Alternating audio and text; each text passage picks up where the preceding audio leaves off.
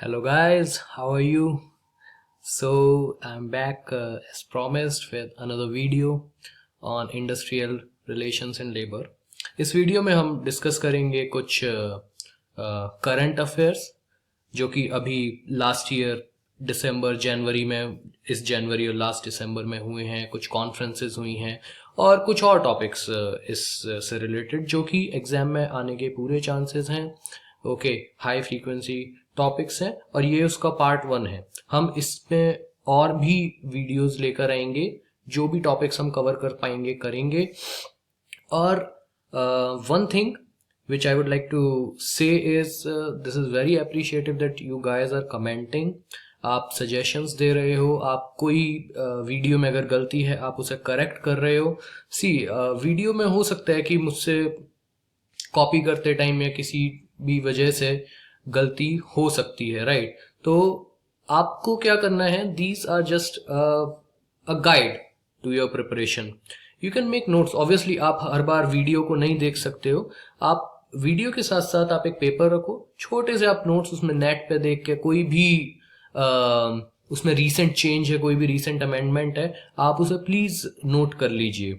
Okay, this is the way. और जो भी मुझे भी पता लगता है मैं उसके बारे में पढ़ता रहता हूँ, देखता रहता हूँ। तो मेरी जो सब्सीक्वेंट अपकमिंग वीडियोस हैं मैं ट्राई करूंगा उसमें सारे अमेंडमेंट्स, रीसेंट अमेंडमेंट्स जो भी 2016 में हुए हैं, 2017 फरवरी से कुछ इंपॉर्टेंट नहीं है, नहीं आएगा। ओके, ज़्यादा से ज़्यादा बजट का या इकोनॉमिक सर्वे का कुछ आ सकता है, राइट? सो वो मैं इंक्लूड करूंगा। So this is the first one, let's enjoy the video. आप अपना प्लीज़ आप छोटे से नोट्स वगैरह बनाइए क्योंकि वो आपको लास्ट मिनट रश में भी काम करेंगे, right? So first point is Janani Suraksha Yojana. I appreciate the correction made by one of our viewers. It comes under Ministry of Health and Family Welfare, right?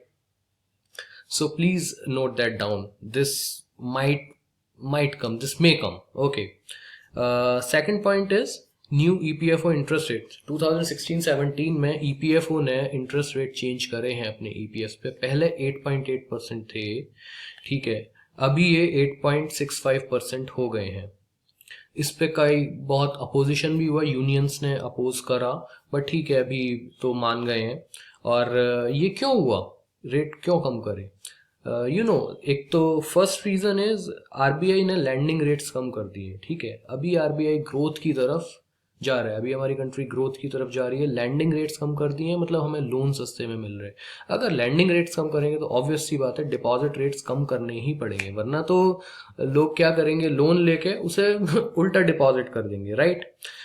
Second thing is poor rate of return on investments done by EPFO. EPFO क्या करता है, आपके इस पैसे को डेब्ट funds में, equities में, कई जगह पर इन्वेस्ट करता है। LIC is one of the biggest, LIC भी कई जगह करता है, एलआईसी में भी करता है, एलआईसी की कुछ इनकी इंस्टीट्यूशनल पॉलिसीज होती हैं, तो उससे इन्हें इतने अच्छे रिटर्न्स नहीं मिल पाए। So these were one of the two of the reasons.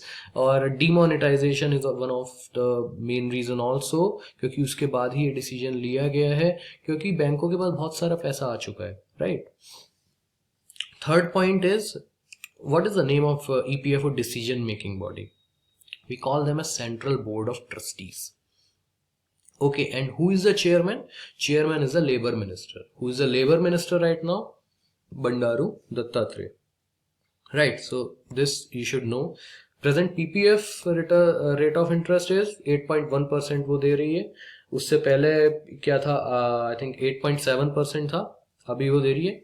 इसके बाद वाला जो पॉइंट है स्प्री, this is important, this is a scheme, okay, run by this ESI to promote the registration of employers and employees, to promote the registrations of the establishments and factories under the Establishment and Factories Act of 1948, right? ये अभी दिसंबर में start हुआ था। ये encourage कर रहे हैं कि ज़्यादा से ज़्यादा work force, this is there objective, social security ज़्यादा से ज़्यादा वर्कफोर्स को लाई जा सके हमारे देश की, और जो अनऑर्गेनाइज्ड है उन्हें भी ऑर्गेनाइज करा जा सके, क्योंकि अगर वो रजिस्टर हो जाएंगे तो ऑर्गेनाइज सेक्टर में अपने आप ही आ जाएंगे। कई छोटी कम फैक्ट्रीज हैं which are not yet registered with this ESI and other organisations under labour and ministry, तो अभी उन चीज़ों का चल रहा है, उन चीज़ों का रजिस्ट्रेशन चल रहा है जिससे कि वो ज़्यादा से ज़्यादा इसमें आ सके, right. This scheme is open till 31/3/2017. Okay, this is one point. Second point, another point is prohibition of employment of children. Under which law this point comes?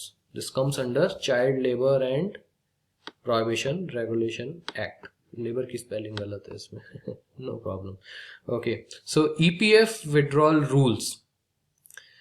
N employee who is completed, अब आप EPF आप डालते हैं, सारी companies में होते हैं, ये शायद ये वैसे भी एक अच्छा जनरल अवेयरनेस का पॉइंट है। हम 5 साल अगर कंप्लीट कर लेते हैं EPF में, तो we can withdraw 36 months of our salary from EPF। किसके लिए? As a loan for construction of flat, अगर हमें फ्लैट लेना है या कंस्ट्रक्ट करना है, और 24 महीने की सैलरी हम ले सकते हैं लैंड परचेज करने के लिए। ओके, तो this is a good point.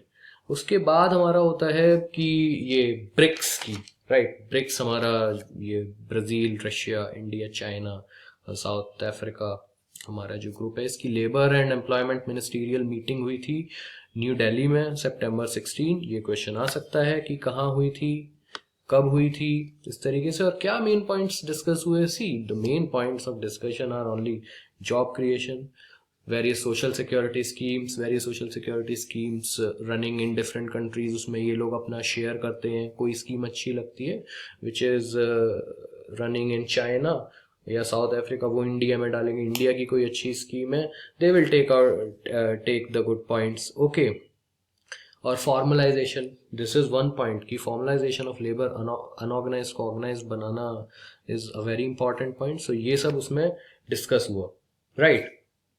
उसके बाद आपकी ये ILO की 105th इंटरनेशनल लेबर कॉन्फ्रेंस हुई थी जून 2016 जेनेवा में। रिमेंबर, ILO के हेडक्वार्टर्स भी जेनेवा में है वहीं पे, और यही सब पॉइंट्स अपने डिस्कस होते हैं। स्किल डेवलपमेंट कैसे करी जाए लेबर फोर्स में, चेंजिंग सिनेरियो में और कैसे करी जाए। So these points are discussed, right. Now we have international labour organisation, it was established in 1919, headquarter Geneva में। टाइपरटाइट गवर्निंग इनका स्ट्रक्चर है, रिप्रेजेंटिंग गवर्नर्स होती हैं जो कि लेबर मिनिस्टर जिन्हें रिप्रेजेंट करते हैं। उसके बाद एम्प्लॉयर्स होते हैं, लाइक कंपनीज वगैरह होती हैं, और उनके वर्कर्स होते हैं, ठीक है। तो ये उनका स्ट्रक्चर है। आप इंटरनेशनल लेबर लॉज के अकॉर्डिंग इसमें कंप्लेंट भी कर सकते हैं, ठीक है। गाय राइडर 2012 से he is on the anvil, ये चीफ हैं। 1969 में इन्हें नोबेल प्राइज मिला था, दिस में भी आस्क, ओके। और ये कुछ रिपोर्ट्स पब्लिश करता है, जिसमें से कि कुछ इंपॉर्टेंट रिपोर्ट्स हैं आपकी world employment and social outlook trends, और उसके बाद हमारी होती है ग्लोबल वेज रिपोर्ट, राइट। और इसमें हमारी कुछ और भी रिपोर्ट्स होती हैं, जैसे women on work trends, global estimates on migrate workers. तो ये कुछ रिपोर्ट्स हैं, अगर ऐसा कुछ क्वेश्चन आता भी है तो इंटरनेशनल रिपोर्ट है तो आप लिख सकते हैं, ओके। इसके बाद हमारी आती है bonded labour rehabilitation scheme. Bonded labour rehabilitation scheme क्या है कि गवर्नमेंट ने नई स्कीम ये निकाली थी, अमेंडमेंट डाला था इस लॉ के against, under bonded labour abolition act 1976, right. इसके अंडर इन्होंने डाला था। इसमें it is the responsibility of state governments कि वो रिहेबिलिटेट करें बॉन्डेड लेबर को। डिस्ट्रिक्ट एडमिनिस्ट्रेशन पे इसकी इमीडिएट रिस्पॉन्सिबिलिटी होती है, ओके। इसके बाद ये bonded labour to be freed including child labour, women labour, okay. Financial assistance will be granted to make them self-sufficient, to help them start their own enterprise, right, for money transfer, direct benefit through money transfer। इसमें क्या होता है, financial assistance दी जाती है जब उन्हें free करा जाता है, which is important. Financial assistance दी जाती है, अभी इसे बढ़ाकर 20,000 से 1 लाख रुपए कर दिया गया है पर एडल्ट मेल, ठीक है। और 2 लाख कर दिया गया है स्पेशल कैटेगरी बेनिफिशरीज के लिए। Who are special category beneficiaries? Children, women, ठीक है, या माइनिंग वगैरह से, या कुछ थोड़ी वैसी सिचुएशन से जो निकाले जाते हैं, ऑर्फन्स हो गए, ठीक है। और 3 लाख और भी एक स्पेशल कैटेगरी है जो कि विमेन, चिल्ड्रन और ट्रांसजेंडर, जो कि निकाले जाते हैं एक्सट्रीम सेक्सुअल एक्सप्लॉयटेशन से, ब्रॉदल से, massage parlours, human trafficking which is a very big manage, ठीक है। और डीएम के पास पावर होती है कि वो कोई भी केस उसे लगता है कि हाँ एक्सट्रीम एक्सप्लॉयटेशन का केस है, तो वो उसे कैटेगरी 1 लाख वाली कैटेगरी से 2 में या 3 में डाल सकता है। ओके, सो मनी ट्रांसफर क्या होते हैं, डायरेक्ट बेनिफिट ट्रांसफर के थ्रू होते हैं। सो इस पे ये एक वीडियो थी, इस पे और भी वीडियोस आएंगी, बहुत जल्दी आएंगी, शायद आज या कल में ही आ जाएंगी सारा। और please share and subscribe to exam bay. Feedback, doubts are always welcome, criticisms are always welcome, suggestions are always welcome. All the very best for your preparation. Remember 9 days to go for your preparation. आप अपने notes please बनाते रहिए, उसे check भी करते रहिए। हो सकता है कि आप नेट पे कुछ भी देख रहे हैं उसमें गलत हो, ठीक है, तो ये आपको करना है थोड़ा सा, right. Okay guys, thank you.